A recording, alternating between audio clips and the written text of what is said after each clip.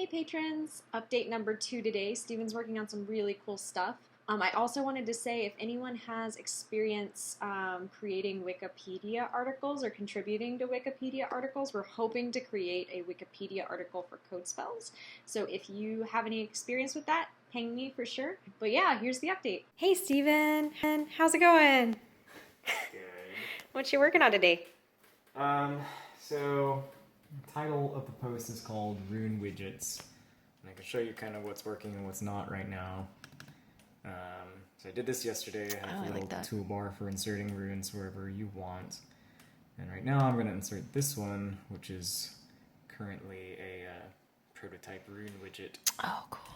It doesn't look like it's anything special, but when you click on it, it actually opens up another editor.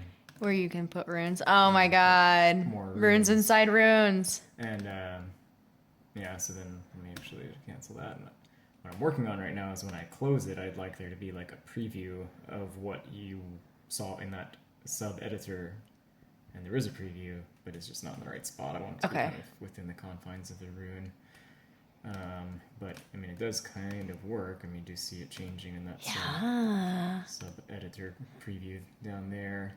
It's just that would get in the way of the rest of your code if I left it that way. Yeah. And if I'm not mistaken, it should be recursive, so I can click this one and now I have oh my god. another editor.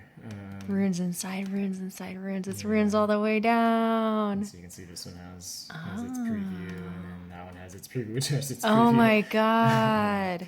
But what is working reasonably well is it does compile out the right way, so this one is equivalent to, it's a little hard to see, but this one, which is equivalent to small, and then it also has a build inside of it. So small builds, this whole rune is equivalent to small build. What problem does Rune Widgets solve for us? Actually, like, I don't know, 3 or 4 problems I can think of off the top of my head. Maybe the biggest one is just that runes, although they look really cool and they're a good aesthetic fit for CodeSpells, they're still big and clunky relative to like text-based code. And so because they take up more real estate, one thing you can do is have single runes that pop up embedded editors. They can kind of encapsulate whole programs. So it gives you at least one tool to deal with the fact that runes take up more real estate than text does.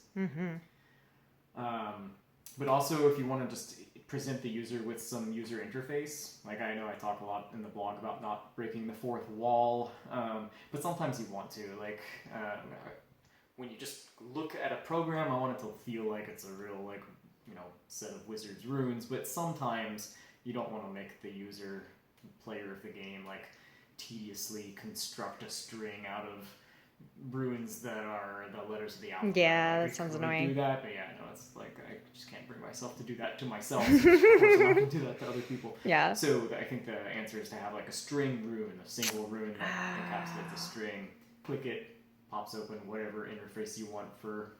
Yeah, so just one string rune instead of all the letters of the alphabet. That makes sense. Right, exactly. And so then that applies to other sorts of data that you might want to have the user input, like numbers. You might want to give them sliders or something for entering numbers, or a number pad, or just a text box that they can put numbers in, or maybe you want to mix and match depending on how that number is being used in the program.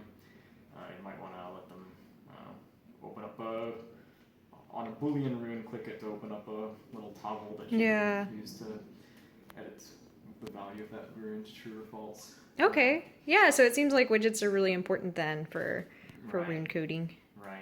Oh, and then the one I've mentioned on the blog previously is if you have variables. So you could have a toolbar that shows you every variable, or you could just have one variable rune that when you click it gives you an option, kind of a list of all your current variables. Yeah. In scope, and you click it to set what that rune is.